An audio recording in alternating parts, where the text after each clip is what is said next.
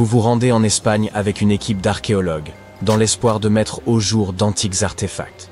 Par chance, vous découvrez l'un des plus grands trésors de l'âge du bronze ibérique. Cette appellation désigne les cultures de cette époque en Espagne et au Portugal.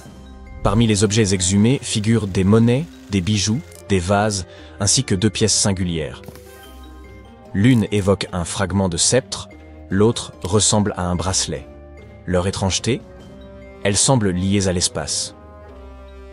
En 1963, à quelques kilomètres de la ville de Villena, en Espagne, des scientifiques mirent au jour le trésor de Villena, l'un des plus importants dépôts d'or de l'âge du bronze. Fait curieux, existe-t-il des trésors de bronze datant de l'âge d'or? Qu'importe. L'or découvert a été daté entre 1500 et 1200 avant notre ère. À l'exception toutefois du sceptre et du bracelet, dont la provenance semble étrangère. Leur origine serait extraterrestre, dit-on, ce qui rend leur datation incertaine. Bien sûr, ce n'est qu'une plaisanterie, du moins, en partie. Lorsque les chercheurs examinèrent les objets, ils constatèrent que ces 2 pièces étaient faites non d'or, mais de fer. Et alors, pourriez-vous penser? Le problème, c'est qu'à l'âge du bronze, on ne savait ni exploiter ni forger ce métal. La maîtrise du fer n'est apparue qu'environ 4 à 7 siècles plus tard, vers 850 avant notre ère. Alors, comment expliquer leur existence? Un indice troublant de ce mystère a été découvert en Égypte ancienne. Dans la tombe de Toutankhamon reposait un poignard en fer, présentant des caractéristiques semblables. Mais cet objet était bien plus précieux que les autres, car il avait été fabriqué à partir d'un matériau céleste, une météorite. De fait, le bracelet et le sceptre sont eux aussi composés de fer météoritique. Ce type de métal se distingue par une teneur élevée en nickel, absente dans le fer terrestre. Tout cela devient cohérent. Les peuples de l'âge du bronze ne pouvaient pas extraire le fer des profondeurs. Mais rien ne les empêchait de récupérer celui tombé du ciel. Imaginez l'émotion de posséder des bijoux ou une dague confectionnés à partir d'un matériau ayant voyagé durant des millions d'années dans les immensités de l'espace. Peut-être renferme-t-il même des particules d'une étoile ancienne aujourd'hui éteinte. À ce jour, ces 2 artefacts issus du trésor de Villena constituent les plus anciens objets en fer météoritique recensés sur la péninsule ibérique. Maintenant que chaque pièce est à sa place, vous pouvez admirer l'ensemble des richesses composant le trésor de Villena. Ce dernier comprend 66 objets, bols, bracelets, flacons, bijoux en or, 3 flacons d'argent ainsi qu'un bouton en or ambré. Près de 10 kilos d'or ancien soigneusement dissimulé, dont la découverte ne fut possible qu'après 3 millénaires. Ce rêve pour tout archéologue est exposé au musée de Villena, où sont présentés des vestiges couvrant plusieurs époques, allant de la préhistoire, il y a environ 50 000 ans, jusqu'à l'époque contemporaine. Vous y trouverez des objets issus des cultures ibériques, romaines et arabes. On y observe non seulement bijoux et monnaies, mais aussi les vestiges de colonnes, céramiques et autres artefacts architecturaux. Cette collection figure parmi les plus importantes en matière de trésors préhistoriques en Europe. Et le plus remarquable est que l'accès à cet ensemble exceptionnel ne coûte que 2 € environ. Rendez-vous à Villena, découvrez donc ce musée, et imprégnez-vous de son histoire. Hé l'ami, on m'a dit que vous possédiez un détecteur de métaux. Pourriez-vous m'aider à retrouver ce marteau que j'ai perdu dans mon champ? Vous demande un vieux fermier. Vous prenez votre appareil et entamez les recherches. Mais au lieu d'un marteau, vous déterrez des centaines, voire des milliers de pièces d'argent estimées à environ 2 millions d'euros. Vous vous réjouissez que le fermier ait égaré son marteau, car vous voilà riche. Mais stop, sachant que ce terrain lui appartient, lui révéleriez-vous votre trouvaille ou la garderiez-vous pour vous? En réalité, aucune de ces éventualités ne s'est produite. En 1992, Eric Lowes aidait un agriculteur à retrouver un marteau perdu dans un champ proche de Oxne, dans le Suffolk en Angleterre. Son détecteur de métaux révéla un trésor caché d'une ampleur considérable. Cuillères en argent, bijoux en or, plus de 500 pièces d'or et quelques 14 000 pièces d'argent. Par hasard, Eric Lowes mit au jour la plus vaste collection d'or et d'argent de la fin de l'époque romaine, jamais découverte en Grande-Bretagne. Hélas, ou par chance peut-être, ni lui ni l'agriculteur ne reçurent la moindre part de ce trésor, désormais conservé au British Museum. Quittons à présent le champ de ce fermier pour rejoindre la côte méditerranéenne. Imaginez que vous soyez plongeur sous-marin. Après une violente tempête la veille, l'eau est désormais calme, et vous vous immergez pour découvrir un fond marin recouvert de dinars en or. Ce fait s'est produit en 2015. Ces pièces, charriées sur la rive par la tempête, pourraient avoir été frappées bien avant le début de la première croisade en 1096. Cette collection figure parmi les découvertes archéologiques les plus remarquables à l'échelle mondiale. De telles richesses peuvent aisément troubler l'esprit de leurs découvreurs, mais elles finissent toujours dans un musée. Et c'est une bonne chose, car une fortune de cette ampleur pourrait aisément rendre fou. Un détecteur de métaux et une combinaison de plongée ont permis la découverte de trésors anciens. Mais quelle sera la prochaine étape? Pourquoi pas un chien?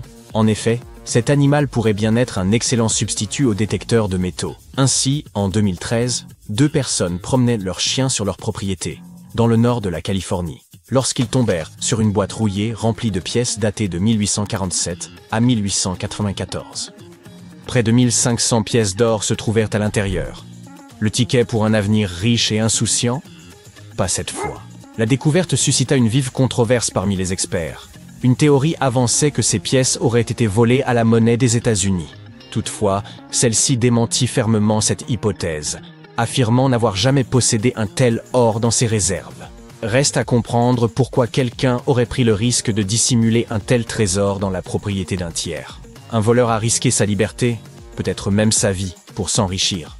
Une fois son but atteint, il se contenta de cacher le magot, comme s'il n'avait jamais existé. Une affaire pour le moins étrange. Monnaie, bijoux, objets provenant de météorites, tout cela est remarquable. Mais achevons cette vidéo avec un récit grandiose. Des archéologues, engagés dans des recherches au large des côtes égyptiennes, découvrirent un trésor insoupçonné au sein d'un temple et d'un sanctuaire submergé. Malgré l'assaut des vagues, les tremblements de terre et l'eau salée, cette découverte majeure avait été maintenue dans un état remarquable. Ce temple, édifié il y a plusieurs siècles, s'effondra au milieu du second siècle avant notre ère. Il s'agissait d'une structure capitale de l'Égypte ancienne, considérée comme sacrée par la population. Les pharaons s'y rendaient pour implorer l'aide de leurs dieux et afin de sacraliser leur règne au moyen de titres grandioses, tels que roi de l'univers. Pour beaucoup, ce lieu représentait le cœur même de notre monde, et il repose désormais, oublié, au fond de la mer, presque en ruine. Le temps ne fait grâce à rien. Les chercheurs ont établi que ce temple faisait autrefois partie intégrante d'une cité portuaire antique. Un tremblement de terre dévastateur survenu il y a fort longtemps anéantit la ville. Les vagues de marée, en rendant le sol meuble, entraînèrent la cité dans les eaux de la Méditerranée. Lors de leurs investigations dans le temple, les scientifiques découvrirent de nombreux trésors cachés, instruments cérémoniels en argent, bijoux en or et vases en albâtre, qui servaient jadis à conserver parfums et onguents. Il semblerait qu'en Égypte ancienne, la cosmétologie avait déjà ses adeptes. À proximité du temple, les archéologues mirent au jour un sanctuaire grec. Il semble que les marchands grecs visitant les côtes égyptiennes souhaitaient rendre hommage à Aphrodite, et pour cela bâtirent un modeste édifice en son honneur.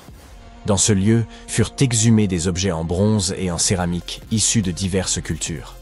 Les chercheurs ont également découvert que les Grecs jouissaient de l'autorisation de commercer dans cette cité égyptienne et pouvaient même y établir leur résidence. Les pharaons, vers 600 avant notre ère, se montraient apparemment favorables à leur égard. L'archéologie est indéniablement passionnante. Mais que feriez-vous si vous découvriez un trésor ancien? Avant de répondre, il conviendrait de vous informer sur la législation en vigueur dans votre pays concernant ce type de découverte. En 1850, l'égyptologue français Auguste Mariette se rendit sur la terre des pharaons en quête de manuscrits, mais tomba par hasard sur une tête de sphinx qui émergeait des dunes. Après avoir dégagé le sable, il comprit que ce sphinx marquait l'entrée d'une structure souterraine. Quelques mois plus tard, il pénétra finalement dans le Sérapéum de Saqqara. À l'intérieur, il découvrit un gigantesque sarcophage en granit contenant les restes de 64 taureaux. Les scientifiques restent émerveillés par la technologie qu'utilisèrent les anciens Égyptiens pour déplacer ces immenses blocs. Le Sérapéum, construit vers 3000 ans avant notre ère, était une sépulture souterraine dédiée au taureau sacré Apis, vénéré dans l'Égypte ancienne. Il comportait un long corridor de près de 150 mètres, bordé de vastes salles de pierre. Certains sarcophages, pesant jusqu'à 100 tonnes, soit l'équivalent de 50 voitures moyennes, étaient réalisés avec une précision remarquable, présentant des angles parfaits de 90 degrés. Ornés de hiéroglyphes et de gravures, ces pièces détaillaient les récits et l'importance accordée au taureau Apis. Aujourd'hui, seuls 24 sarcophages subsistent. Dans l'Égypte antique, les taureaux Apis occupèrent une place prépondérante en raison de leur lien avec le dieu Ptah. Ils étaient perçus comme porteurs de son esprit et de sa sagesse, tout en soutenant le pharaon et son peuple. Les prêtres identifiaient ces taureaux sacrés en recherchant des signes distinctifs. Un triangle blanc sur le front, symbole de lumière divine, une marque dorsale évoquant l'aile d'un vautour, et une forme de scarabée sous la langue, associée à la réincarnation. Lorsqu'un taureau portait ces marques, il était considéré comme élu par Ptah et traité avec vénération. Ces animaux vivèrent dans un temple dédié à Memphis, ville où l'on honorait Ptah, et bénéficièrent des soins les plus attentifs, ainsi que d'offrandes de visiteurs désireux de recevoir leur bénédiction. À leur mort, les taureaux Apis étaient momifiés et honorés avec la plus grande solennité. Lorsque Mariette pénétra dans le Sérapéum, il observa des traces de rouleaux sur le sol des galeries et découvrit 2 treuils horizontaux en bois, chacun muni de 8 leviers. Par la suite, d'autres explorateurs signalèrent la présence de doubles rails. Les chambres funéraires étaient situées à un niveau inférieur au sol du couloir. Pour positionner les sarcophages, les ouvriers remplissaient ces chambres de sable, permettant ainsi un déplacement en ligne droite. Ensuite, le sable était progressivement retiré, abaissant doucement les sarcophages dans des emplacements parfaitement taillés dans la roche. Une inscription en pierre trouvée dans le Sérapéum mentionnait qu'à l'époque de Ptolémée II, en 247 avant notre ère, il fallait 28 jours pour placer un seul sarcophage avec son couvercle. L'incroyable précision des sarcophages, notamment leurs angles de 90 degrés, s'explique également par les avancées géométriques des anciens Égyptiens. Dès 1850 avant notre ère, ils rédigèrent des traités de géométrie, démontrant qu'ils connaissaient une valeur approximative de pi et savaient recalculer le volume d'une pyramide tronquée. Ces compétences avancées en mathématiques expliquaient leur capacité, 5 siècles plus tard, à sculpter des surfaces parfaitement planes. Bien que tout cela puisse sembler logique, certains pointent des incohérences. La taille des sarcophages dépasse largement celle des taureaux, alors que les pharaons étaient inhumés dans de petits cercueils, à peine adaptés à leur corps. De plus, ces sarcophages, réalisés en granit avec une précision remarquable, auraient pu être fabriqués en calcaire, un matériau bien plus facile à travailler. Le transport de ces immenses sarcophages semble réalisable en théorie, mais reste complexe. Si une personne pouvait tirer environ 200 kilos, il aurait fallu au moins 250 personnes pour déplacer un seul sarcophage. Or, les tunnels du Sérapéum sont extrêmement étroits, excédant d'à peine 60 cm la largeur des sarcophages eux-mêmes. Il aurait été impossible que des centaines de personnes se serrent dans ces espaces confinés pour tirer les sarcophages. Et quand bien même, comment auraient-elles pu faire pivoter les blocs dans ces étroits couloirs, les abaisser dans leurs niches et les positionner parfaitement au centre? Pourtant, cela a été réalisé pas moins de 24 fois, chaque sarcophage étant impeccablement centré. De surcroît, les chambres étaient recouvertes de poussière, sans aucune trace de suie provenant des lampes, ce qui impliquerait de travailler dans une obscurité quasi totale. La fonction véritable de ces sarcophages pourrait toutefois avoir été différente. Bien avant l'ère des pharaons, les populations locales connaissaient déjà le processus de fermentation. Ce phénomène survient lorsque des micro-organismes, comme les levures, consomment des substances comme l'amidon, produisant ainsi du gaz carbonique et de l'éthanol. Il est donc possible qu'en Égypte ancienne, des aliments tels que l'orge, le pain ou même la viande aient été placés dans ces immenses coffres de pierre, puis scellés hermétiquement à l'aide de lourds couvercles. Ces sarcophages en granit, d'une précision remarquable, étaient pratiquement hermétiques, empêchant toute fuite. Lorsque la levure commençait à agir, elle générait progressivement du gaz carbonique, augmentant la pression interne. Les sarcophages, dotés d'une robustesse exceptionnelle, pouvaient supporter des pressions bien supérieures à celles des pneus de voiture. Sous l'effet de cette compression, les cristaux du granit produisaient une très faible charge électrique. Ce phénomène était possible grâce à la présence de quartz dans le granit, un matériau réactif à la pression. Par ailleurs, l'ajout de viande ou de parties animales aurait pu favoriser le développement des levures. La viande contient en effet de l'acide oléique, un élément nécessaire pour que les levures continuent de croître et résistent aux effets toxiques de l'éthanol qu'elles produisent. Ainsi, avec l'accumulation de gaz et la production d'électricité, ces sarcophages n'auraient pas uniquement servi d'anciens garde-manger, mais auraient pu être de véritables systèmes énergétiques. Au fil du temps, la pression interne devenait si élevée qu'elle pouvait repousser le couvercle, libérant le gaz avec un bruit sec. Toutefois, Lorsque le Sérapéum fut redécouvert en 1850, d'anciennes peintures montrèrent que des pierres étaient empilées sur certains couvercles. Cela suggère que, dans l'Antiquité, des efforts furent entrepris pour alourdir ces couvercles afin de limiter les pertes dues à la pression interne. Ce poids additionnel permettait également aux cristaux de quartz du granit de continuer à générer davantage d'électricité sous l'effet de la pression. Si quelqu'un ouvrait l'un de ces sarcophages de pierre plusieurs millénaires plus tard, il ne découvrirait à l'intérieur que les ossements des taureaux déposés à l'origine. C'est précisément ce que Mariette a mis au jour dans les années 1850. Peu après les premières fouilles effectuées au cours de la seconde moitié du XIXe siècle, le Sérapéum fut ouvert aux visiteurs. Le prince de Galles, futur Édouard VII, aurait même déjeuné avec ses invités dans l'une de ses tombes. Bien que le site ait été rendu inaccessible pendant un certain temps à cause des sables et des séismes, il est aujourd'hui de nouveau possible de le visiter afin d'en percer le mystère. Grâce aux technologies modernes, nous pourrions bientôt résoudre de nombreuses autres énigmes historiques. Une équipe de scientifiques du musée Field d'Histoire naturelle de Chicago a récemment utilisé un scanner spécifique pour analyser des momies égyptiennes sans les déballer. Les chercheurs ont soigneusement transporté 26 momies sur des chariots adaptés jusqu'au parking où se trouvait le scanner. Celui-ci a pris des milliers de clichés radiographiques détaillés de chaque momie et de leur cercueil. En regroupant toutes ces images, ils ont pu créer des modèles 3D révélant l'intérieur des momies, y compris les squelettes et certains artefacts. Ces images devraient permettre aux archéologues de mieux comprendre les pratiques funéraires égyptiennes, remontant à plus de 3000 ans. Bien que la phase de numérisation ait été réalisée en seulement 4 jours, l'analyse complète des données pourrait prendre jusqu'à 3 ans. Les chercheurs ont néanmoins déjà pu découvrir quelques détails personnels sur certaines momies. L'une des figures momifiées les plus célèbres du musée est Shennet Aa, une aristocrate ayant vécu dans l'Égypte ancienne il y a environ 3000 ans. Elle serait décédée à la fin de sa trentaine ou au début de sa quarantaine. Les embaumeurs avaient inséré du rembourrage dans son cou pour éviter qu'il ne s'affaisse, garantissant ainsi que son corps demeure intact à travers les âges. Ils avaient également placé des yeux artificiels dans ses orbites afin qu'elle conserve une apparence complète dans l'au-delà.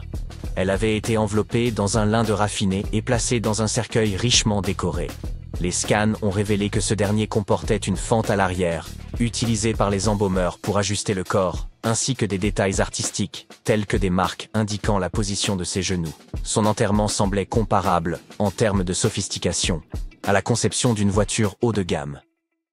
Les égyptologues examinent depuis fort longtemps le moindre centimètre carré du site entourant la Grande Pyramide, mais ils ont pourtant négligé cette étonnante baignoire en granit rose enfouie à quelques kilomètres de là. Voici ce qu'il en est.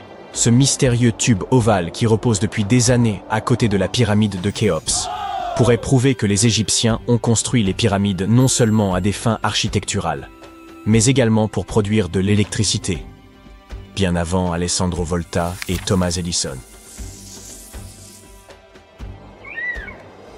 Le plateau de Gizeh est célèbre pour ses 3 pyramides, celle de Khéops, celle de Képhren et celle de Mykérinos.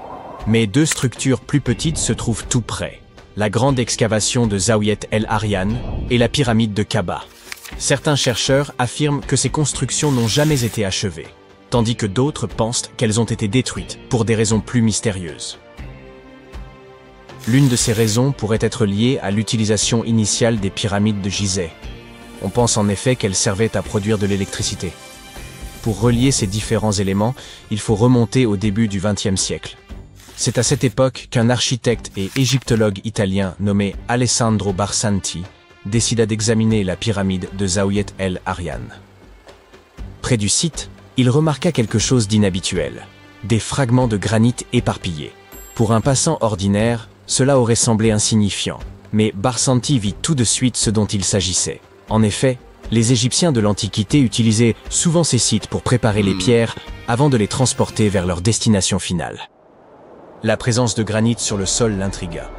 Le granit était un matériau plus coûteux que le calcaire généralement utilisé pour les pyramides, ce qui suggérait qu'il avait peut-être été destiné à une structure importante et cachée. À une profondeur de 21 mètres, les archéologues découvrirent peu après un énorme bloc de granit rose. Ils poursuivirent les fouilles et mirent au jour d'anciennes inscriptions gravées dans les pierres. Ils envoyèrent les dessins à des experts, mais personne ne parvint à les déchiffrer. S'agissait-il d'instructions? C'est alors que Barsanti fit sa plus grande découverte. Il trouva une cuve ovale sculptée dans du granit rose que l'on avait poli pour lui donner un aspect miroitant. La cuve avait été soigneusement scellée. Lorsqu'ils l'ont ouverte, ils ont trouvé un mince résidu noir sur ses parois. Une substance huileuse. Cette découverte souleva de nombreuses questions dans l'esprit de Barsanti. Il ne comprenait pas pourquoi les Égyptiens de l'Antiquité avaient pris tant de précautions pour sceller et protéger cette étrange cuve.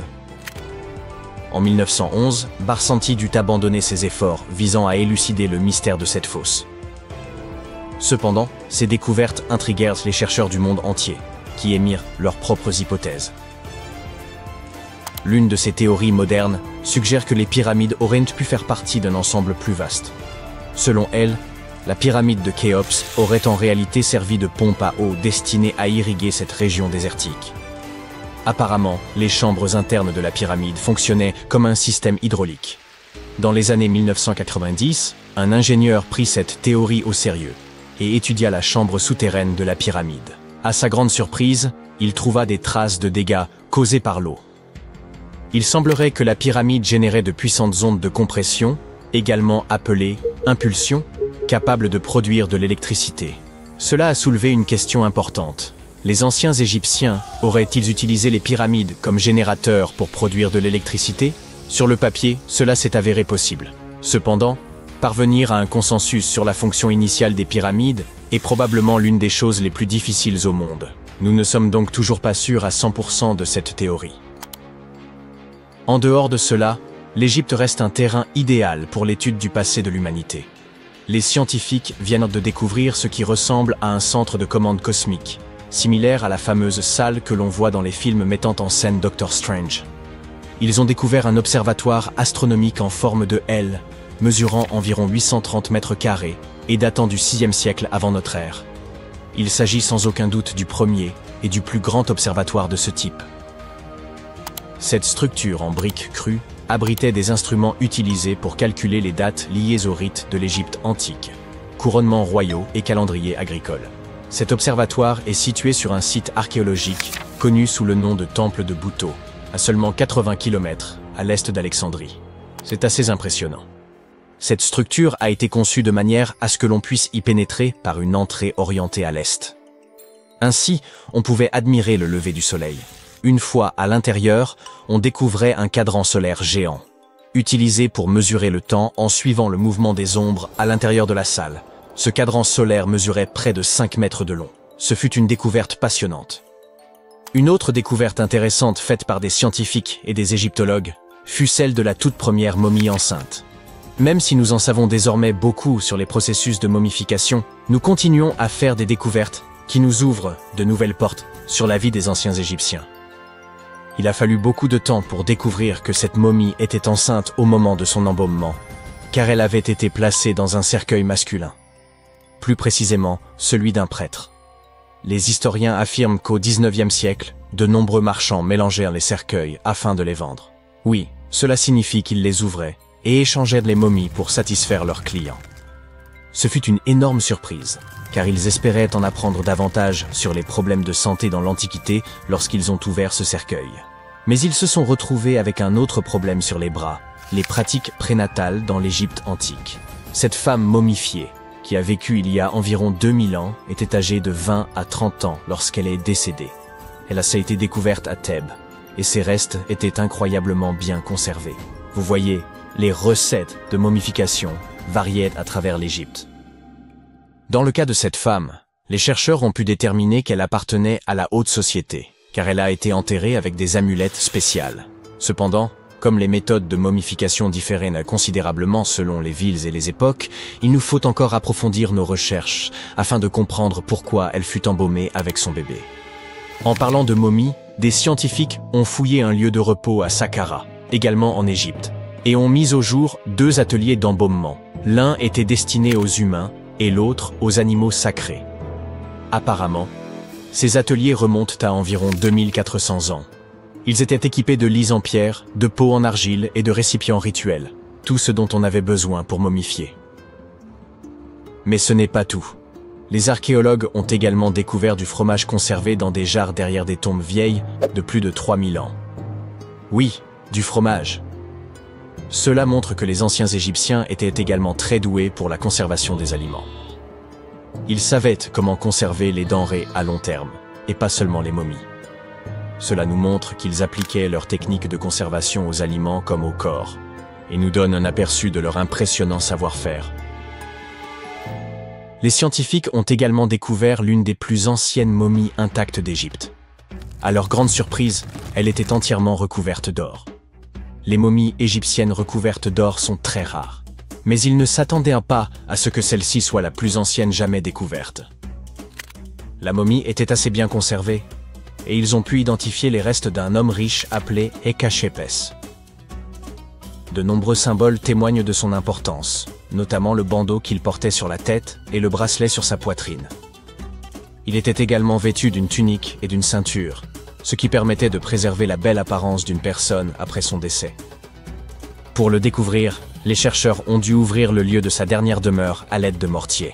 En gros, c'était comme s'ils ouvraient une machine à remonter le temps, tout comme les Égyptiens de l'Ancien Empire l'avaient fait il y a 4300 ans.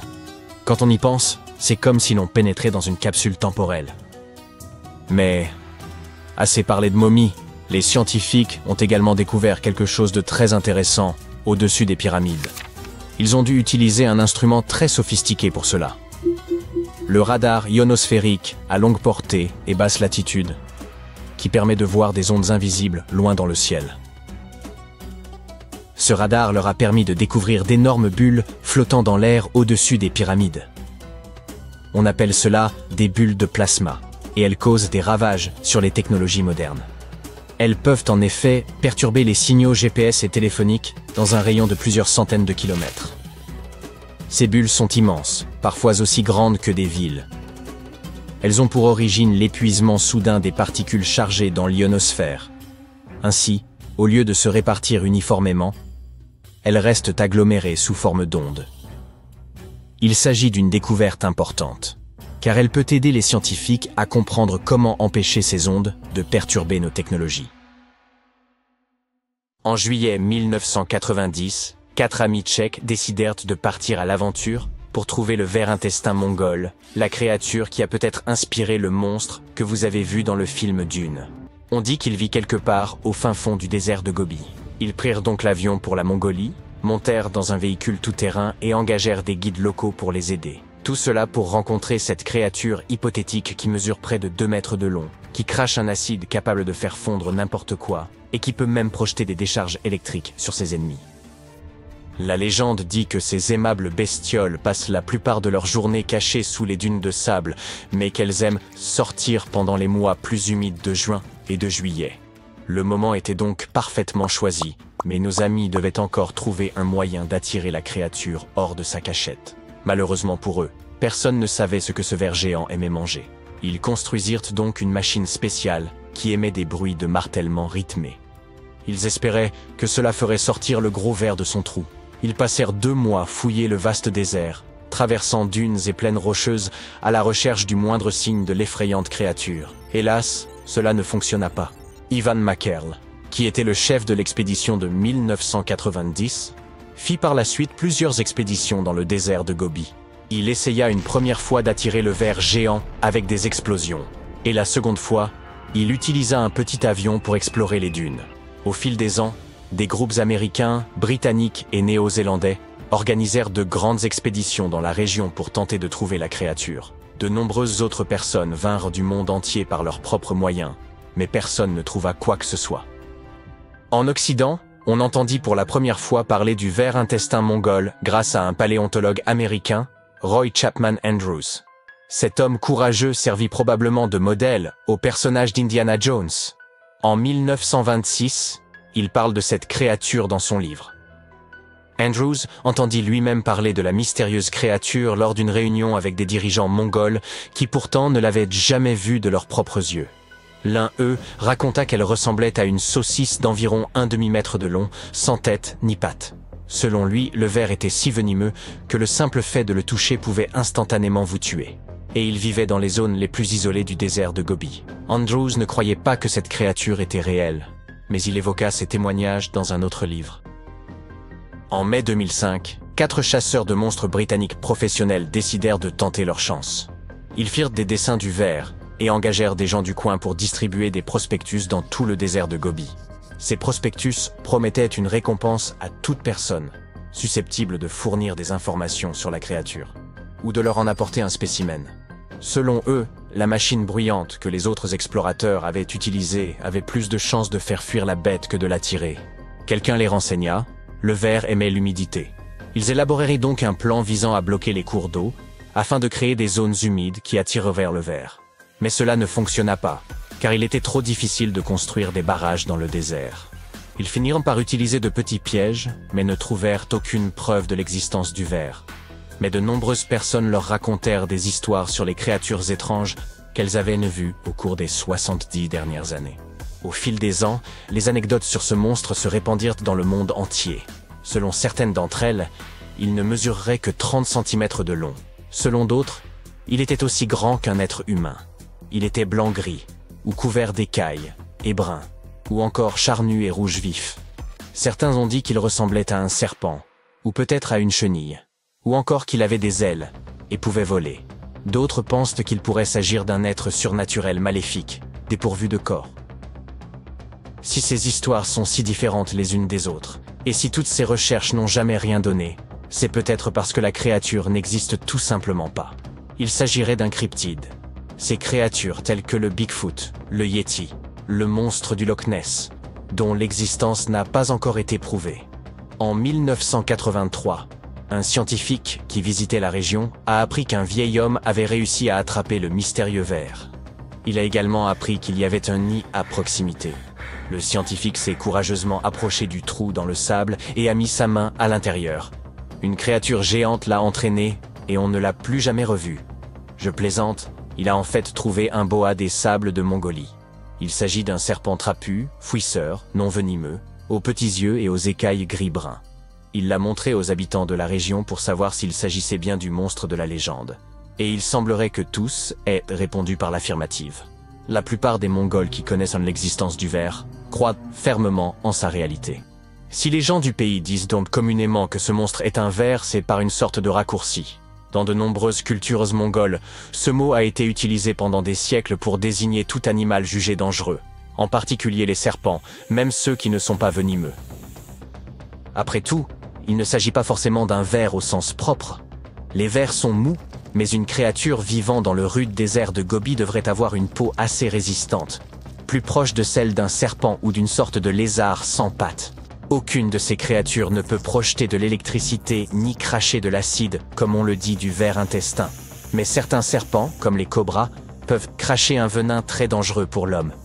Si elle était réelle, notre créature aurait une colonne vertébrale et les explorateurs auraient probablement découvert des ossements ou d'autres traces du même genre.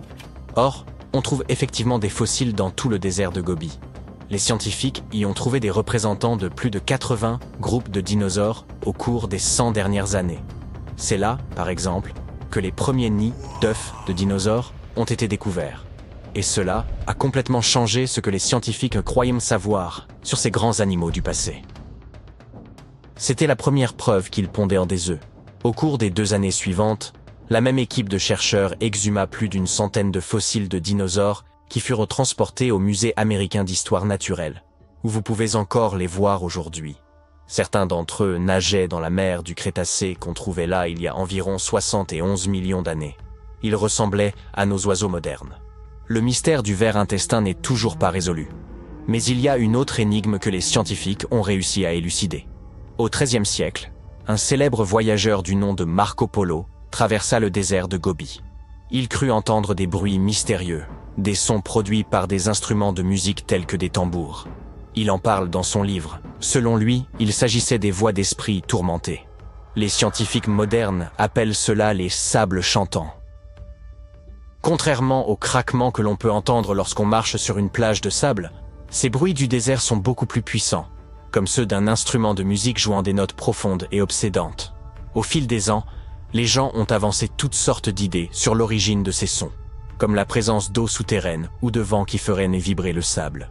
Cependant, ce phénomène n'est propre qu'à certaines dunes, et les scientifiques ont longtemps cherché à comprendre pourquoi. Parfois, le vent peut provoquer une petite avalanche, et l'on peut alors entendre cette étrange musique. Mais ce phénomène est rare. Pour l'étudier, les scientifiques ont donc dû aider les dunes à chanter, grimpant jusqu'au sommet, puis se laissant glisser sur le dos en utilisant leurs mains et leurs pieds pour pousser le sable vers le bas. Au fur et à mesure que le sable dégringolait, le son commençait à se faire entendre, puis devenait de plus en plus puissant. Les scientifiques sentaient eux-mêmes des vibrations dans leurs mains. Ils ont donc découvert que pour qu'une dune chante, il faut qu'un certain nombre de choses se produisent. Les grains de sable doivent avoir la bonne forme. La dune doit être grande et le sable doit être très sec. Pas de chanson après la pluie. À l'intérieur de la dune, il doit y avoir une couche dure de sable compacté qui agit comme un haut-parleur géant. Cette couche fait rebondir les ondes sonores, rendant le bruit de plus en plus intense et créant une mélodie envoûtante qui vient emplir tout l'air du désert. Et voilà le mystère des dunes musicales résolu. Les chercheurs ont récemment mis au jour une nouvelle statue sur l'île de Pâques, nichée au cœur du cratère d'un ancien volcan. Ils étaient pourtant convaincus d'avoir déjà recensé l'ensemble des Moai, ces emblématiques colosses de pierre. Cette découverte remet en question nos connaissances à leur sujet. Tout d'abord, les Moai apparaissent rarement de façon isolée. Il est donc possible que d'autres spécimens soient dissimulés dans les environs. Ensuite, il s'agit du tout premier Moai découvert au fond d'un lac asséché. Les scientifiques œuvraient à la restauration des zones humides dans le cratère volcanique lorsqu'ils sont tombés sur la statue. Le plan d'eau avait commencé à se résorber en 2018. Durant 2 à 3 siècles au minimum, le lac présentait une profondeur avoisinant les 3 mètres, ce qui rend toute intervention humaine à son fond hautement improbable. Les experts estiment que les Moai remontent à plus de 5 siècles. Il est donc plausible que le peuple Rapa Nui ait transporté cette statue en ce lieu à une époque où le bassin était complètement asséché. La statue récemment exhumée mesure environ 1,50 m de haut, ce qui demeure modeste comparé à la majorité des sculptures présentes sur l'île. Elle se distingue néanmoins par sa forme complète et ses traits nettement définis. Les chercheurs prévoient d'effectuer une datation au radiocarbone afin d'en préciser l'ancienneté. À la demande des anciens de la communauté Rapa Nui, ils n'envisagent pas de déplacer la statue de son emplacement d'origine. Les statues Moai ont longtemps suscité la perplexité des chercheurs. Si l'on savait qu'elles furent érigées en l'honneur des chefs de l'île, nul n'était en mesure d'expliquer pourquoi ces sites précis avaient été retenus pour leur implantation. La majorité d'entre elles ont été retrouvées sur les rivages de l'île. Des chercheurs de l'université new-yorkaise de Binghamton ont entrepris d'étudier de plus près les emplacements des statues et ont découvert qu'ils étaient liés à la présence d'eau. L'île de Pâques, constituée de sols volcaniques poreux, absorbe aisément la pluie. En conséquence, elle ne dispose ni de rivières abondantes, ni de sources suffisantes. Il y a plusieurs siècles, les habitants dépendaient de l'écoulement des eaux souterraines pour s'approvisionner en eau potable. L'eau retenue en profondeur dans les strates rocheuses ou sédimentaires, appelées aquifères, finit par remonter jusqu'à la surface. Lorsqu'elle émerge à proximité du littoral, elle se mêle à l'eau salée de la mer, mais le taux de salinité reste suffisamment bas pour que l'eau demeure consommable. Les insulaires la recueillaient directement au point d'émergence. C'est vraisemblablement pour cette raison que les Moai furent édifiés en bord de mer, à proximité immédiate de cette précieuse ressource. Les troncs des statues sont généralement taillés dans du tuf volcanique, extrait d'une carrière locale, située dans un ancien cratère. Si cette roche se prête aisément à la sculpture, elle demeure difficile à transporter. C'est sans doute pour cela que l'on a découvert plus de 300 Moai inachevés dans la carrière même. Les autres sont répartis sur l'île, tournés vers les anciens villages. Les sculpteurs auraient commencé par tailler les statues à plat, allongées sur le dos. Ensuite, ils les détachèrent de la roche, les faisaient glisser en contrebas, puis les redressaient afin d'achever les finitions. Une fois le travail terminé, il ne restait plus qu'à acheminer la statue jusqu'à sa plateforme. Il s'agissait alors de transporter, sans véhicule ni technologie moderne, des statues pesant près de la moitié du poids d'une maison de plain-pied, sur une distance de 5 km. Les insulaires ont dû mettre au point un procédé de transport inédit. Des chercheurs ont tenté de le reproduire, en charriant des répliques de Moai sur des traîneaux de bois. On a supposé que des palmiers avaient pu être employés à cette fin, mais cette hypothèse a été écartée. L'expérience la plus concluante à ce jour consiste à utiliser des cordes pour faire osciller la statue verticalement sur le chemin. Cette théorie semble plausible, car selon les légendes Rapa Nui, les Moai auraient marché depuis la carrière jusqu'à leur emplacement. Bien entendu, il leur fallait des routes adéquates pour acheminer les statues. Au début du XXe siècle, la chercheuse Catherine Routledge a mis au jour un réseau de voies vieilles de 8 siècles, large d'environ 5 mètres, rayonnant depuis la carrière. Selon elle, ces chemins répondaient davantage à une fonction rituelle qu'à un usage purement pratique. Comme elle n'était pas encore une figure reconnue de la science, sa théorie fut largement négligée. Plusieurs décennies plus tard, Thor Heyerdahl, aventurier et archéologue norvégien de renom, publia une hypothèse selon laquelle ces routes servaient exclusivement au transport des moailles. Certaines statues auraient, selon lui, été abandonnées en chemin sans explication évidente. Cependant, en 2010, des chercheurs ont révélé que les moailles parvenaient bien à leur emplacement final, car ils étaient installés sur des plateformes dissimulées. Le sol des routes, en forme de U, ne facilitait guère le déplacement de statues aussi massives. Aujourd'hui encore, on peut observer quelques kilomètres de ces voies, visibles depuis l'espace. On croyait autrefois que les Rapa Nui avaient détruit leur propre habitat, précipitant l'effondrement de leur civilisation. Mais une étude récente, fondée sur l'analyse par télédétection et l'intelligence artificielle, affirme au contraire que la population est demeurée stable et modérée au fil des siècles. Les insulaires auraient en effet su s'adapter aux contraintes de leur environnement, maintenant une démographie équilibrée. Parmi les indices appuyant cette vision, d'ingénieux jardins de pierre, témoignage d'une agriculture maîtrisée. Rapa Nui, aussi appelée l'île de Pâques, est l'un des lieux habités les plus reculés du globe.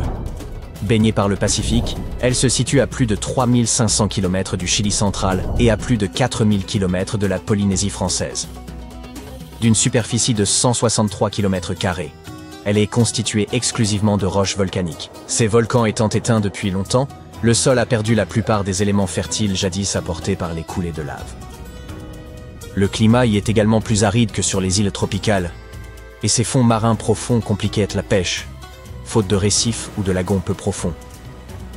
Pour subsister, les Rapa Nui ont donc mis au point une technique agricole ingénieuse, le jardinage lithique. Ils dispersaient des pierres de tailles diverses sur le sol, pour y cultiver notamment le taro et la patate douce. Les roches servaient à protéger les plantes des vents violents et de l'air salin, tout en régulant la température du sol. Elles relâchaient aussi lentement des minéraux, enrichissant progressivement le sol. Quelques habitants utilisent encore de tels potagers, bien que leur rendement soit très modeste. Des méthodes semblables ont été employées dans des régions peu hospitalières, comme la Nouvelle-Zélande, les Canaries ou le sud-ouest des États-Unis. Tandis que les chercheurs élucident les mystères de l'île de Pâques, celle-ci leur livre de nouvelles clés sur le fonctionnement du manteau terrestre. Longtemps, on a cru que ce dernier se déplaçait lentement, tel un tapis roulant, emportant les plaques tectoniques. Or, une récente étude menée par des géologues cubains, colombiens et néerlandais remet cette hypothèse en cause. Ils ont eu recours à la datation par zircon, une méthode analysant de minuscules cristaux formés lors du refroidissement du magma. Ces zircons contiennent de l'uranium qui, avec le temps, se transforme en plomb. En mesurant cette évolution, les scientifiques ont été en mesure de dater les cristaux, et ont été stupéfaits de découvrir que certains étaient anciens de près de 165 millions d'années. L'île pourtant n'a que 2,5 millions d'années. Les chercheurs en ont conclu que ces zircons provenaient du manteau profond, remontés à la surface par du magma lors d'anciennes éruptions. Les volcans de Rapa Nui appartiennent à une catégorie dite des points chauds, créés par des panaches de roches brûlantes, s'élevant des profondeurs terrestres. En principe, ces panaches demeurent stationnaires pendant que la croûte terrestre glisse au-dessus, engendrant des chaînes volcaniques comme celle d'Hawaï. Mais la présence de ces zircons anciens sur une île récente suggère une dynamique plus complexe en profondeur. Il y a 165 millions d'années, un vaste plateau volcanique occupait l'actuelle position de Rapa Nui. Ce plateau a sombré sous l'Antarctique il y a 110 millions d'années, emporté par la subduction tectonique. Toutefois, les zircons sont restés en place, contredisant l'idée d'un manteau fluide agissant comme un tapis roulant. Cela indique que le manteau, à proximité des panaches de points chauds, est bien plus stable qu'on ne l'imaginait auparavant. Une telle révélation pourrait profondément transformer notre vision de la tectonique des plaques et des mouvements internes de notre planète au fil du temps. Imaginez-vous en train de traverser un désert à pied. Il fait chaud, vous avez terriblement soif et pour couronner le tout, il vous faut contourner ce mur. Un mur au milieu d'un désert aride et sans vie. Exactement, un mur dans le nord du désert saoudien. Les archéologues viennent de faire une découverte extraordinaire, et il ne s'agit pas d'un simple mur. Non, il s'agit de toute une ville antique fortifiée qui pourrait dater de l'an 2400 avant notre ère. Ils pensent que cet endroit abritait environ 500 personnes et qu'il a pu être habité pendant un millénaire. C'est une découverte capitale, car cela signifie que cette région était peut-être beaucoup plus avancée que l'on ne le pensait. La ville était bien organisée, avec différentes zones d'habitation, des tours et des murs solides pour la protection des habitants, ainsi que différentes sections pour toutes sortes d'activités quotidiennes. Cette ville antique, que l'on appelle aujourd'hui Al-Nata, était une ville oasis, et grâce à elle, nous avons un aperçu de ce qu'était la vie dans ce désert il y a des milliers d'années. Apparemment, les différentes zones étaient bien séparées. Il y avait des quartiers résidentiels, un cimetière, des terres agricoles et même un centre-ville. Cette ville oasis, située dans la région de Khaybar, constitue la première grande colonie organisée du 2e ou 3e millénaire avant notre ère découverte par les chercheurs dans le nord-ouest de l'Arabie. Les premières études nous montrent que cette ville, qui s'étendait sur environ 2300 mètres carrés, comprenait plusieurs quartiers, dont un quartier résidentiel, un cimetière et un quartier judiciaire avec des tribunaux. Les maisons étaient disposées en rangées bien ordonnées, toutes reliées par de petites routes. Ces rues séparaient le quartier résidentiel du reste de la ville. À l'époque, la plupart des habitants de cette région étaient des éleveurs nomades, en perpétuel mouvement. Cependant, les archéologues sont convaincus que pendant l'âge du bronze, le nord-ouest de l'Arabie était parsemé de petites villes fortifiées et d'oasis. Ces villes et oasis reliées entre elles étaient uniques. Elles offraient aux populations la sécurité nécessaire pour vivre, stocker des marchandises et faire du commerce. Elles témoignent des débuts de l'urbanisme et nous suggèrent que c'est à cette époque que les gens ont commencé à s'installer et à organiser leur communauté de manière plus structurée. L'équipe de recherche estime qu'il y avait environ 50 maisons à Al-Nata. Cependant, ce nombre pourrait atteindre 70 à mesure que les fouilles avancent. On pense que quelques centaines de personnes vivaient là.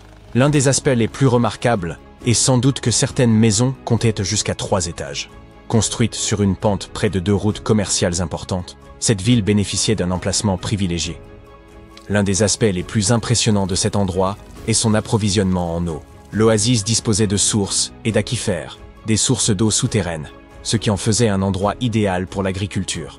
Grâce à ces réserves d'eau, les habitants pouvaient cultiver leur propre nourriture et être relativement autonomes. Les murs d'enceinte servirent probablement à contrôler l'accès à la ville et à ses ressources. Ce mode de vie sédentaire constituait un changement impressionnant par rapport à l'existence nomade des populations précédentes. Ce fut le début d'un mode de vie dit agro-pastoral, soit un mélange d'agriculture et d'élevage. Cette théorie est corroborée par la découverte, à l'intérieur de la ville, de tout un ensemble d'outils, des meules, des mortiers et des pilons. Les habitants moulaient leurs céréales afin de préparer leurs repas. Ils se nourrissaient de grains, de viande et de lait provenant de leurs propres élevages. Ces découvertes fascinantes nous montrent que les gens pouvaient subvenir à leurs besoins et qu'ils étaient étonnamment avancés pour l'époque. Grâce à un meilleur accès à l'Arabie saoudite au cours des 2 dernières décennies, les archéologues ont désormais une image beaucoup plus précise de la vie qu'on y menait il y a des milliers d'années. Al-Nata faisait peut-être même partie d'un réseau de villes oasis fortifiées similaires réparties dans toute la région. Grâce à ces sites, nous pouvons à présent savoir comment fonctionnaient les routes commerciales et comment s'organisaient les petites colonies à cette époque dans cette région aride. Cette récente découverte n'est toutefois pas la seule à susciter l'enthousiasme du monde scientifique. Et si nous allions visiter l'Égypte, des archéologues viennent d'y découvrir un trésor antique gréco-égyptien sous les eaux. Ils explorèrent la cité perdue de Tonis Héracléon. Au large des côtes égyptiennes, elle aurait coulé il y a plus de 1000 ans. Cette ville était légendaire. Personne ne savait où elle se trouvait exactement jusqu'à sa redécouverte en l'an 2000. Aujourd'hui, les fouilles avancent et au cours d'une exploration récente, les archéologues ont découvert un trésor composé de nombreux objets en or et en argent. On pense qu'on les utilisait lors du couronnement des nouveaux pharaons. Les chercheurs ont même découvert un ancien temple grec dédié à Aphrodite, ainsi que des armes grecques très anciennes. Frank Gaudio, l'archéologue en chef, a déclaré qu'il était étonnant que ces objets si fragiles aient survécu à la catastrophe qui a détruit l'ancienne ville. À son apogée, Tonis Héracléon était l'une des plus grandes cités portuaires de la Méditerranée. C'était un immense centre culturel et le principal point d'entrée en Égypte pour les navires en provenance de Grèce. Malheureusement, en raison de la montée des eaux, de tremblements de terre et d'un raz-de-marée catastrophique, le sol sous la ville s'est un jour littéralement transformé en boue. La ville entière a alors sombré dans la Méditerranée. Et on l'a oublié jusqu'à ce que l'équipe de Godio la redécouvre en l'an 2000. Depuis, plusieurs de ces sites ont été mis au jour et les chercheurs ont pu peu à peu reconstituer son histoire. Si cette cité engloutie ne vous impressionne pas, nous vous emmenons à présent en Amazonie, où une découverte vraiment stupéfiante a été faite. Depuis des siècles, on parle de cités perdues au cœur de la jungle amazonienne, comme El Dorado, qui a attiré tant d'explorateurs espagnols à la grande époque des découvertes. Beaucoup d'entre eux ne sont jamais revenus. Dans les années 1900, un explorateur britannique nommé Percy Fawcett est parti à la recherche de ce qu'il appelait la cité perdue de Z. Et lui aussi a disparu. Aujourd'hui, des scientifiques ont trouvé la preuve que ces cités perdues de l'Amazonie ont bel et bien existé. Une équipe de chercheurs a utilisé une technologie appelée LIDAR, qui permet de voir à travers l'épaisse jungle depuis le ciel en projetant des faisceaux lumineux vers le sol. Ils ont survolé la jungle bolivienne à bord d'un hélicoptère à environ 200 mètres d'altitude et ont cartographié ces anciennes cités. Ils ont découvert les ruines d'une immense agglomération construite par le peuple Khazarabe, qui y a vécu de 500 à 1400 après JC. Il ne s'agissait pas juste de quelques bâtiments éparpillés ici et là. Les cartes LIDAR ont révélé d'immenses centres urbains, des pyramides, des plateformes, des routes, des canaux et des chaussées, le tout soigneusement aménagé. Il s'avère que l'Amazonie n'était pas une jungle vierge, mais qu'elle abritait autrefois de grandes villes très complexes. Un scientifique de l'Institut archéologique allemand a expliqué que les Européens avaient longtemps ignoré la possibilité de l'existence d'anciennes villes amazoniennes, mais que les cartes LIDAR venaient aujourd'hui leur donner tort. Ces nouvelles cartes ont révélé 26 sites, dont 11 totalement inconnus jusqu'à présent. Les chercheurs ont découvert 2 sites urbains principaux, Landivar et Kotoka, qui comportaient d'énormes douves, de grands bâtiments sur plateforme et de hautes pyramides. Les différentes colonies, petites et grandes, étaient reliées par des chaussées s'étendant comme les rayons d'une roue. Certains canaux reliaient même les villes à des rivières et à un grand lac, ce qui permettait à l'eau de circuler dans la région. Au fil des ans, les scientifiques ont trouvé des ruines éparpillées dans toute la zone, mais à cause de l'épaisseur de la jungle, il était presque impossible de relier les points entre eux et de comprendre de quelle façon communiquaient tous ces vestiges. Grâce au LIDAR, l'ensemble du site a pu prendre vie, révélant un système urbain organisé extrêmement vaste. Il est désormais évident que ces sites avaient également une signification spirituelle, car tout y est disposé de manière à évoquer une structure symbolique profonde.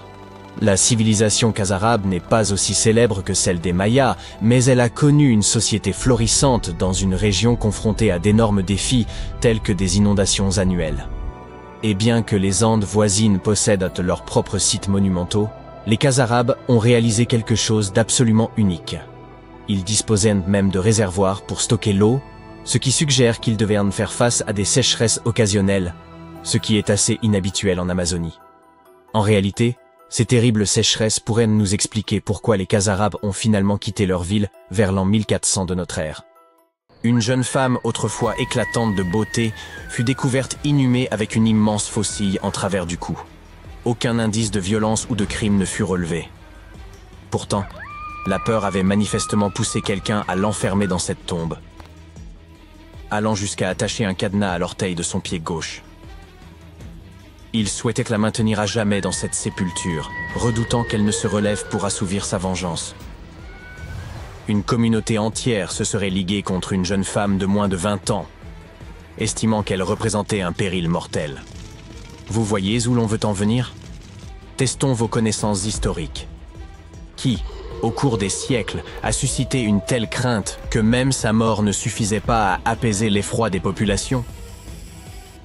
Si vous pensez aux sorciers, sorcières et autres vampires, vous avez tout à fait raison. Une petite parenthèse s'impose. Lorsque l'on ne peut pas dominer quelqu'un physiquement, on peut tenter de le faire par des moyens surnaturels. Du moins, c'était une croyance répandue au XVIIe siècle. Outre la faucille et le cadenas, des indices témoignent d'une tentative visant à retourner le cadavre face contre terre. Cet effort a échoué, laissant la colonne vertébrale de la défunte tordue et déformée. En passant, le cadenas n'avait pas nécessairement pour but d'enfermer un vampire, mais était vraisemblablement utilisé comme talisman pour repousser les esprits malveillants. Voilà une manière singulièrement cruelle d'inhumer une personne. Pourtant, ce procédé était courant pour aménager des sépultures dites anti-vampires. Les techniques employées pour empêcher la résurrection de ces créatures étaient particulièrement sophistiquées.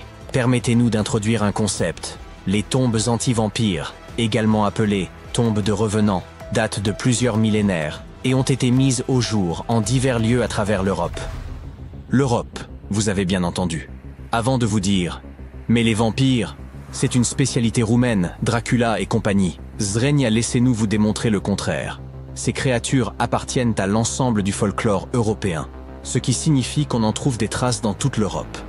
Avec l'établissement de nouvelles colonies en Amérique, les récits de vampires s'y sont également propagés, évoluant jusqu'à finalement donner naissance à la saga Twilight. Ces sépultures dites anti-vampires se distinguent par les précautions visibles prises pour empêcher les défunts de revenir d'entre les morts. On pouvait par exemple placer de lourdes pierres sur les jambes du défunt ou transpercer son corps avec une lance pour l'ancrer au sol. Pour plus de sûreté, on envisageait parfois de séparer la tête du reste du corps.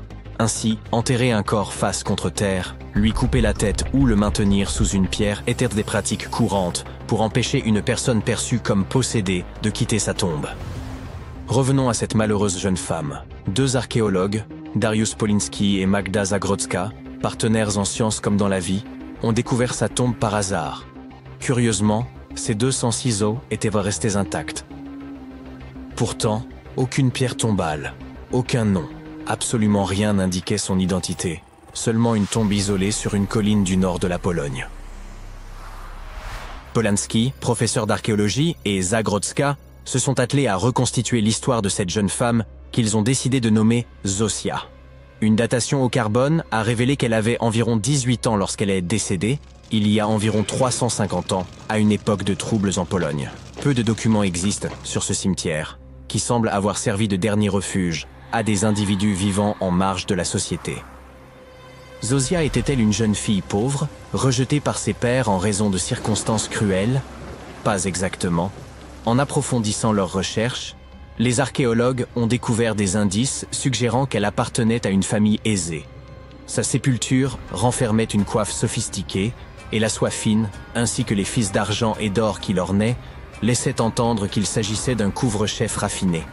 Ces éléments indiquent qu'elle jouissait d'un certain statut ou d'une position privilégiée. La façon dont elle a été enterrée reflétait clairement son statut de marginal au sein du village de Pień. Sa présence y était peut-être indésirable, ce qui expliquerait l'accusation de vampirisme, renforcée par la manière brutale dont elle a été forcée dans sa tombe et maintenue captive. En étudiant la structure de son crâne et en extrayant l'ADN de ses ossements, les scientifiques ont pu reconstituer une image possible de son visage.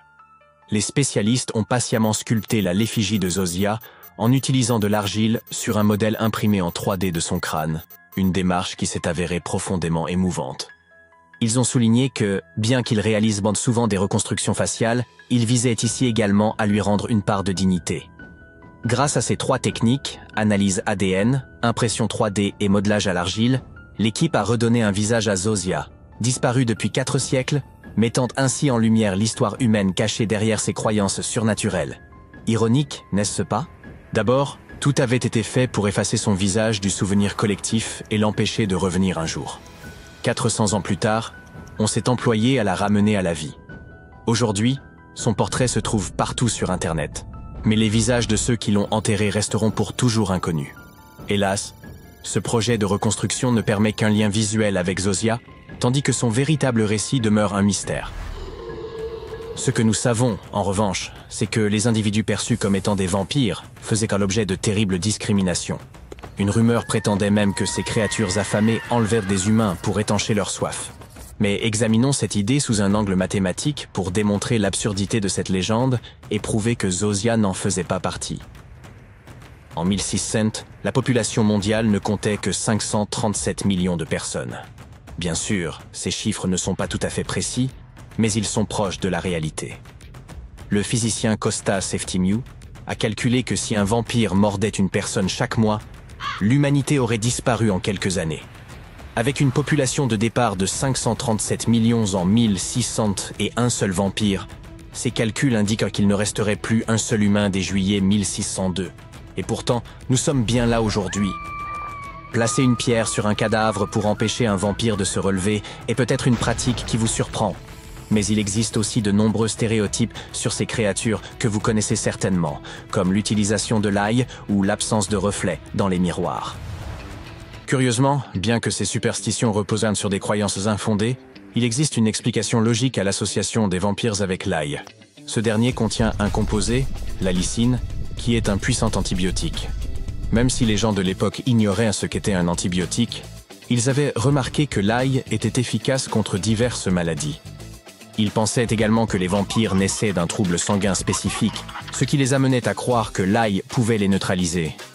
Par ailleurs, il existe réellement une affection sanguine appelée porphyrie, qui donne à ceux qui en souffrent une apparence évoquant celle des vampires. Leur peau est pâle et leurs dents paraissent plus grandes à mesure que leurs gencives se rétractent. De plus, les personnes atteintes de porphyrie ne peuvent pas consommer d'ail, car cela aggrave leur état. Quelle coïncidence fascinante! Une autre superstition, plus récente, concerne l'aversion des vampires pour les miroirs. La première mention connue de cette idée apparaît dans le roman Dracula, publié en 1897. Mais pourquoi un vampire n'aurait-il pas de reflet? C'est assez simple. Avant l'ère du plastique, les miroirs étaient recouverts d'argent, un matériau associé au rejet des forces du mal. L'argent était souvent perçu comme un répulsif contre les esprits malveillants, peut-être à cause de ses propriétés antimicrobiennes. Comme pour l'ail, ses qualités curatives auraient pu inspirer l'idée qu'il effrayait les vampires. Une autre explication possible de cette superstition est que des affections telles que la porphyrie ou la rage, souvent confondues avec le vampirisme, altéraient l'apparence des malades. Ces derniers évitèrent peut-être de se regarder dans un miroir à cause de ces changements, ce qui a pu nourrir l'idée que les vampires fuyaient leurs propres reflets. Et si jamais vous croisez un vampire que ces méthodes ne dissuadent pas, voici une astuce supplémentaire, demandez-lui de compter. Cela peut être des grains de riz, des haricots ou même les mailles d'un filet de pêche, si vous en avez un sous la main. Les vampires, paraît-il, sont obsédés par les chiffres, ce qui les détournera de leur objectif jusqu'au lever du soleil. Et on sait bien que les vampires n'apprécient guère la lumière du jour. Ironiquement, de toutes les marionnettes du 1 rue Sésame, c'est le conte vampire qui nous apprend à compter. Un homme se promenait dans les environs de Buenos Aires, en Argentine, lorsqu'il fit une découverte inattendue. Un objet évoquant un œuf de dinosaure reposait dans la boue. Lorsqu'il en informa sa famille, tous crurent d'abord à une plaisanterie, mais l'objet s'avéra authentique. Il ne s'agissait toutefois pas d'un œuf de dinosaure, mais de la carapace fossilisée d'un glyptodon, une espèce disparue depuis plusieurs millénaires. Certains de ces animaux atteignaient la taille d'une petite automobile. Les paléo-américains, ancêtres des peuples amérindiens, ont dû cohabiter avec ces colosses. Encore aujourd'hui, on continue de mettre au jour en Amérique des carapaces noires et écailleuses, témoins fossilisés de ces anciens glyptodontes. Ces animaux ont prospéré en Amérique du Sud durant des dizaines de millions d'années, avant de gagner les régions septentrionales. Ils étaient dotés d'une épaisse carapace et de dents robustes et striées, adaptées au broutage. Leur taille n'a pas toujours été colossale, mais un climat plus froid, précédant l'ère glaciaire avec des forêts claires riches en herbes, aurait favorisé leur évolution. Difficiles à dissimuler en raison de leur gabarit, ils auraient développé cette armure soudée comme moyen de défense. Le Doedicurus, l'un des plus emblématiques, possédait une longue queue hérissée de pointes, dont il se servait pour affronter d'autres glyptodontes, afin de défendre son territoire ou de conquérir une partenaire. Bien qu'ils présentent des similitudes, les anciens glyptodontes différaient profondément des tatous actuels. Leur carapace, massive et rigide, se composait de plaques osseuses soudées, tandis que celle des tatous modernes est souple, leur permettant de se rouler en boule pour protéger leur abdomen. Les glyptodontes se nourrissaient d'herbes grâce à leurs dents striées, contrairement aux tatous, qui préfèrent les insectes. Malgré toutes ces distinctions, des recherches génétiques récentes ont révélé que les glyptodontes étaient bel et bien des membres de la famille des tatous. Si le glyptodon vous paraît impressionnant, attendez de découvrir l'ours géant à face courte. Ce mastodonte atteignait près du double de la taille de Michael Jordan lorsqu'il se dressait sur ses pattes arrière, culminant à 3,60 m. Il pesait plus de 680 kg et pouvait courir à plus de 64 km/h. Sa préférence alimentaire allait clairement à la viande. Même son crâne et sa dentition étaient adaptés pour trancher la chair, et ses yeux dirigés vers l'avant lui conféraient une vue perçante. Doté de mâchoires puissantes et de muscles développés, il pouvait broyer les os afin d'en extraire la moelle nourrissante. Ce gigantesque ours à face courte occupait des territoires comme le Minnesota, l'ouest du Mississippi et jusqu'en Alaska. Il se nourrissait de charognes ou chassait de grandes proies, telles que les bisons, bœufs musqués, cerfs et même les paresseux terrestres. Il a toutefois disparu lorsque ses proies ont été décimées par l'ère glaciaire. Aujourd'hui, son unique parent encore vivant est l'ours à lunettes d'Amérique du Sud. Celui-ci est bien plus petit, à peu près de la taille d'un ours noir, et se nourrit aussi bien de végétaux que de viande. Fan de Game of Thrones, ceci est pour vous. Les louveteaux orphelins recueillis par les Stark s'inspirent des loups géants. Leur nom latin, Canis, Aenotion, Dirus, signifie loup terrible. Ces lointains cousins des chiens actuels atteignaient près d'1,50 m du museau à la queue, et leur poids variait de 70 à 90 kg. Les plus anciennes traces de loups géants remontent à 250 000 ans. Ces animaux s'adaptaient facilement à des milieux variés et occupaient presque toute l'Amérique du Nord, de l'Alaska jusqu'au sud du Mexique. Ils se sont éteints il y a environ 10 000 ans, peu après la dernière glaciation. Ils ont probablement disparu faute de proie. Aujourd'hui, leur plus proche parent est le loup gris. Mais rassurez-vous, les scientifiques pensent pouvoir faire renaître le loup géant. En combinant des fragments d'ADN bien conservés issus de spécimens de musée avec le génome des chiens modernes, ce projet pourrait devenir réalité. S'il est un animal que l'on ne souhaiterait surtout pas réintroduire, c'est le tigre à dents de sabre. Ce redoutable carnivore peuplait l'Amérique du Nord préhistorique, ainsi que certaines régions d'Amérique du Sud. Contrairement à ce que l'on pourrait croire, il n'avait aucun lien avec les tigres ou autres félins modernes. Il s'est simplement éteint. Longtemps considéré comme le plus terrifiant des prédateurs glaciaires, il a vu sa réputation ternie lorsqu'on découvrit qu'au moins une de ces espèces ressemblait davantage à un chaton. Le smilodon. Au passage, Diego dans l'âge de glace en était un, mordait avec une force équivalente à un tiers de celle d'un lion moderne. Il pouvait toutefois ouvrir ses mâchoires à un angle impressionnant de 120 degrés.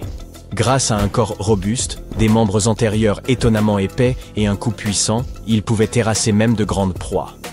Ce chaton était sans doute trop prudent pour oser utiliser ses longues canines effilées, fragiles et faciles à briser. Autre singularité, ses lèvres devaient pouvoir s'étirer amplement pour permettre à sa gueule de s'ouvrir ainsi, ce qui le faisait probablement baver comme un Saint-Bernard. Il avait au moins un avantage. Ses dents poussaient 2 fois plus vite que celles des lions actuels, à raison de 4 mm par mois, et atteignaient leur pleine taille, 18 cm, vers l'âge de 3 ans. Les castors géants, nommés castoroides, devaient décroître à un rythme comparable pour atteindre la taille d'un canapé. Ils mesuraient environ 2,5 mètres de long pour un poids avoisinant les 90 kg, soit l'équivalent d'un gros réfrigérateur. Dotés d'énormes incisives de 15 cm pour ronger, d'une queue fine et d'un pelage long et hirsute, ces créatures impressionnantes partageaient leur habitat forestier nord-américain avec les mammouths et les tigres à dents de sabre. À l'instar des castors modernes, le castor géant devait passer la majeure partie de son temps dans l'eau, car son poids important limitait sa mobilité terrestre. Hélas, on ignore s'il construisait des barrages à l'échelle de sa taille. Même s'il en a érigé, aucune de ces structures n'a traversé les âges. Certains avancent qu'un barrage haut d'1,20 m, découvert dans l'Ohio, serait son œuvre. Mais cela demeure une hypothèse. Le castor géant a fini par disparaître, à l'image de nombreuses autres grandes espèces de la dernière ère glaciaire. Les premiers peuples établis en Amérique du Nord auraient peut-être accéléré son extinction, attirés par la qualité de sa fourrure épaisse et sa chair nourrissante. À l'époque glaciaire, les mastodontes, lointains descendants des tout premiers éléphants d'Afrique, empruntèrent un pont terrestre qui reliait autrefois la Sibérie à l'Alaska pour rejoindre l'Amérique du Nord. Tout comme les mammouths laineux, ils étaient recouverts d'une épaisse toison leur permettant de supporter les rigueurs du froid.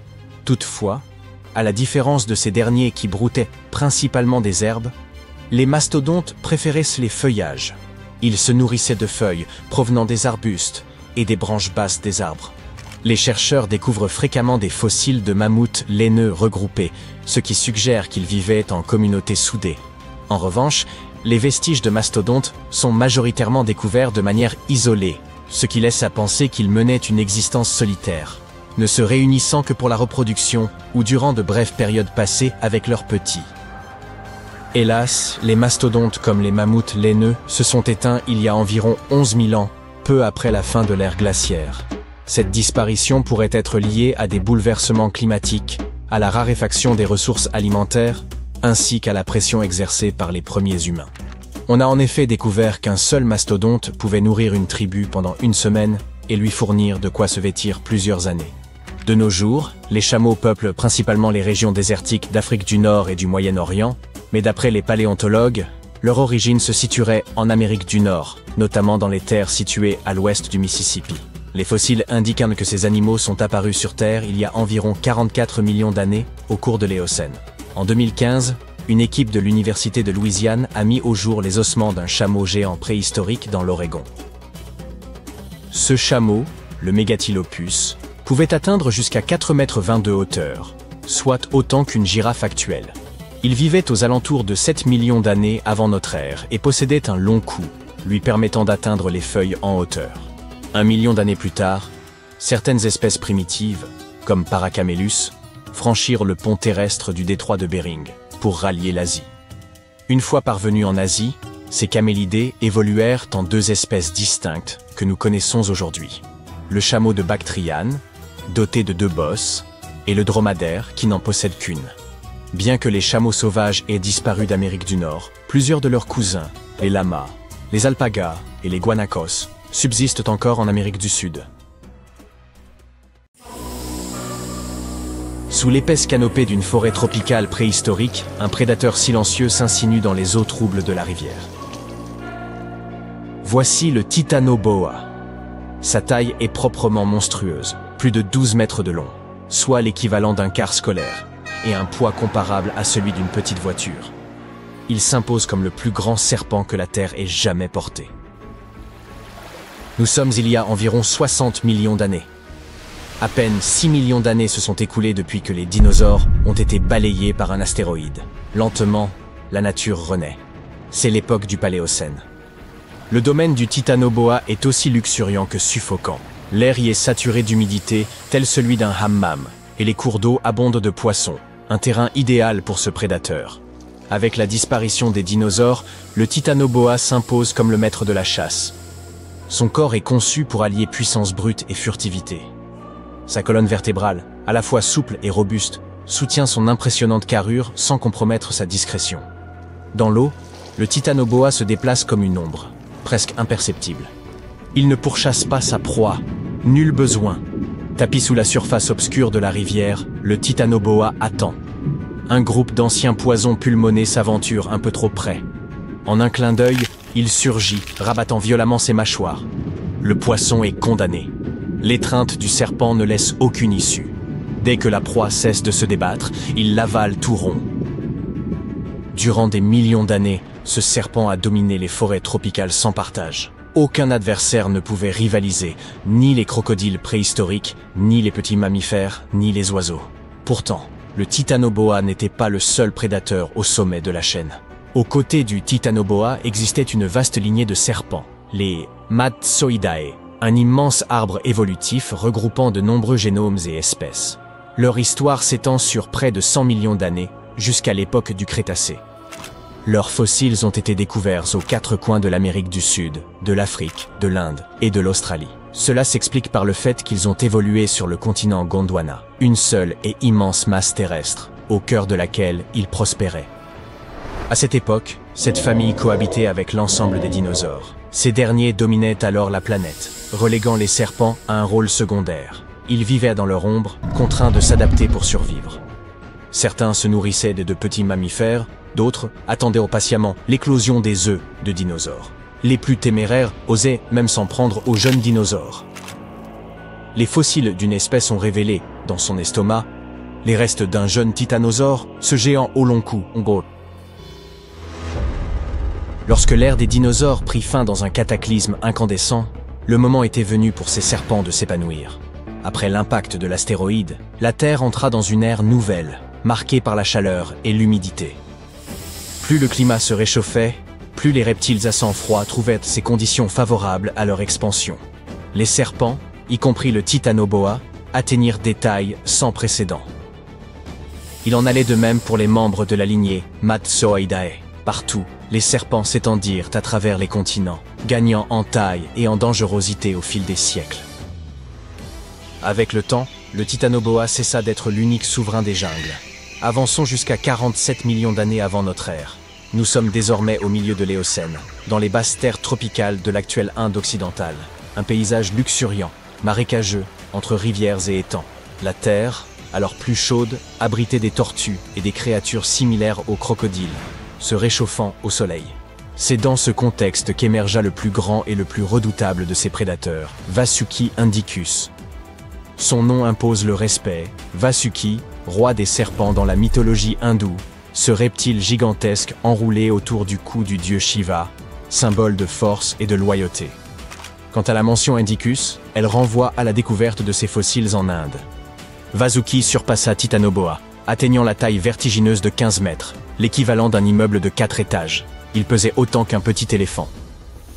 Contrairement au Titanoboa, adepte de la chasse en milieu aquatique, Vasuki privilégiait la terre ferme, bien qu'il puisse toujours plonger dans l'eau si besoin.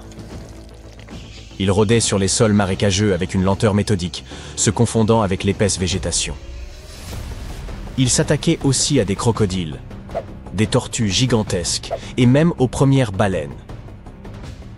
Nul n'était de taille face à lui.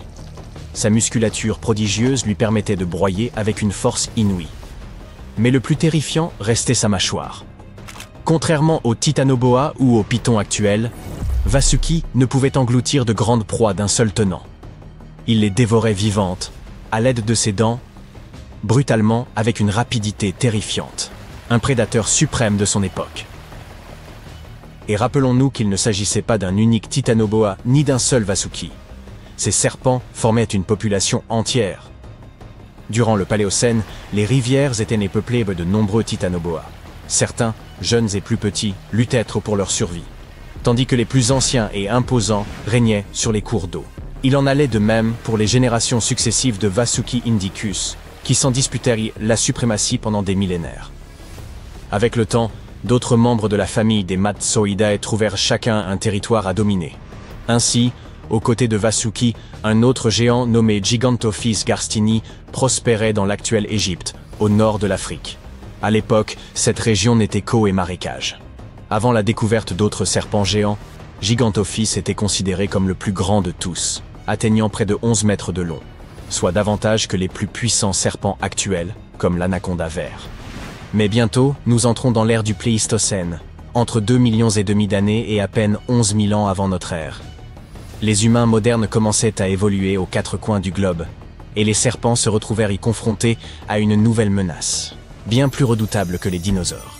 Tandis que notre espèce développait son cerveau, l'Australie voyait régner ses propres souverains ophidiens, Wonambi et Yurlungur. Leurs noms proviennent eux aussi de légendes ancestrales. Ainsi les peuples aborigènes désignaient-ils le serpent arc-en-ciel mythologique, créateur du monde. Cela ressemble à l'éternel problème de l'œuf et de la poule. Le serpent a-t-il été nommé d'après une divinité, ou bien les aborigènes ont-ils forgé leur divinité à partir de ce redoutable reptile? Les anciens habitants de l'Australie ont partagé leur territoire avec ces prédateurs durant des millénaires. Ils mettèrent leurs enfants en garde en leur transmettant le récit de ces serpents redoutés. Dans leur tradition orale, le grand serpent arc-en-ciel modelait le relief, dessinait les rivières et façonnait les éléments du monde. Ces récits trouvent sans doute leur origine dans la puissance de ces serpents. Ils ignoraient toutefois que ces bêtes n'étaient à pas aussi titanesques que Vasuki ou Titanoboa. Ils demeurèrent cependant dangereux. Yurlungur pouvait atteindre 8 mètres de long. Ils affectionnaient les zones les plus verdoyantes et humides de l'Australie du Miocène, notamment les cours d'eau bordés de végétation, riches en proies potentielles. Yurlungur possédait un corps massif, aussi épais qu'une cuisse humaine. Il traquait ses proies dans la région qui correspond aujourd'hui au nord-ouest du Queensland. C'est dans les couches calcaires de Rivers Lake que l'on a mis au jour ces fossiles. La découverte était remarquable, le crâne était presque intact, dents comprises. Un fait exceptionnel, sachant que les crânes de serpents sont très fragiles et survivent à la fossilisation. Comme ses ancêtres, Yurlungur ne dépendait pas du venin. Il tuait par constriction, alliant rapidité et puissance. Ces reptiles, du moins, n'étaient pas non plus aussi brutaux.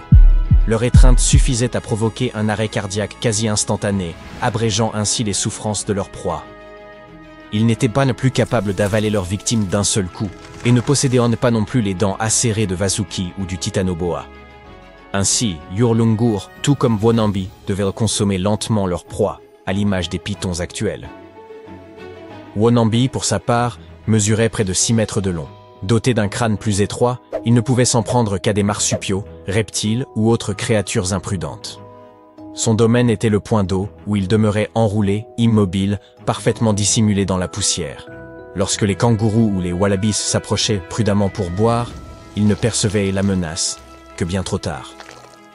Les serpents du genre Wonambi ont persisté en Australie durant des millions d'années. Même lorsque le climat et les écosystèmes se sont transformés, ces reptiles n'en ont guère été affectés. Ils se sont même épanouis dans les zones plus fraîches et arides du continent. Mais même les géants finissent par décliner. Le temps a poursuivi son œuvre. La planète s'est refroidie davantage, et la nature s'est métamorphosée. Wonambi a survécu jusqu'à environ 50 000 ans, et aurait pu durer davantage, si les humains n'étaient pas intervenus. Ce sont justement les aborigènes d'Australie, autrefois terrifiés par Wonambi, qui ont fini par signer l'arrêt de mort du reptile. Après tant d'années passées au sommet de la chaîne alimentaire, il aura suffi que de petits primates le pourchassent jusqu'à l'extinction. Ainsi va l'évolution. Tous les grands serpents ont fini par disparaître, ne laissant que leurs fossiles, et des récits tels que celui-ci. Vous voilà enfin arrivé. Le soleil darde ses rayons ardents, et la soif vous tenaille. Votre esprit ne peut s'empêcher de penser à l'eau et aux ossements qui gisent sous vos pieds. Vous errez à travers le Sahara, le plus vaste désert chaud de la planète. En ce moment, vous traversez une étendue de sable appelée la vallée des baleines. Sur ces 200 km², le sol est si densément parsemé de fossiles qu'il est impossible de ne pas marcher dessus. Le paléontologue Hesham Salam décrit cette scène comme typique de la région. Les ossements émergent des falaises, semblant presque vous inviter à les examiner. Des côtes éparpillées jonchent le sol, et ces vertèbres gigantesques attirent votre regard. Imaginez la créature à laquelle elles appartenaient. Elles pouvaient atteindre jusqu'à 20 mètres de long. Les fossiles révèlent un corps profilé rappelant celui des baleines modernes, tout en conservant des traits ancestraux, tels que des pattes arrière et des pieds. Pour les scientifiques, cela pourrait indiquer la découverte d'un squelette complet d'une baleine préhistorique, une créature qui peuplait cette région lorsque l'Égypte était submergée par les eaux. Aujourd'hui, la vallée des baleines constitue le plus grand cimetière mondial de baleines anciennes. Vous pourriez vous interroger sur la présence de créatures marines en plein désert, à plus de 100 km de la côte la plus proche. Eh bien, il y a des millions d'années, ce désert formait le fond d'un immense océan, la Thétis, qui s'étendait de l'Europe jusqu'à l'Inde. Lorsque le niveau des eaux a baissé, l'océan a laissé derrière lui un ancien fond marin, désormais jonché de fossiles. Les fossiles de certaines des plus anciennes espèces de baleines connues reposent ici, offrant aux chercheurs une perspective unique sur l'évolution des gigantesques cétacés modernes. Ces vestiges sont d'une précision remarquable, certains conservant même des contenus stomacaux intacts. Les scientifiques ont également mis au jour des fossiles d'anciens requins, crocodiles et tortues, permettant de reconstituer l'apparence de ce monde marin disparu depuis des millions d'années. Les premiers ossements de baleines furent découverts en 1902, mais ce n'est qu'à partir des années 80 que la région fut réellement explorée, lorsque son accès s'améliora.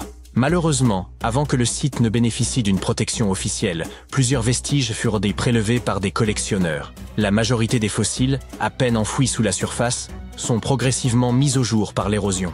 La vallée des baleines offre une fenêtre fascinante sur des millions d'années de vie côtière ancienne. Mais avançons davantage. Les fossiles d'anciennes baleines ne constituent pas l'unique découverte qui vous attend aujourd'hui.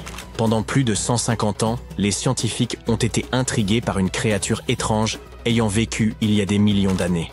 Grâce à d'exceptionnels fossiles mis au jour au Maroc, le mystère est enfin résolu.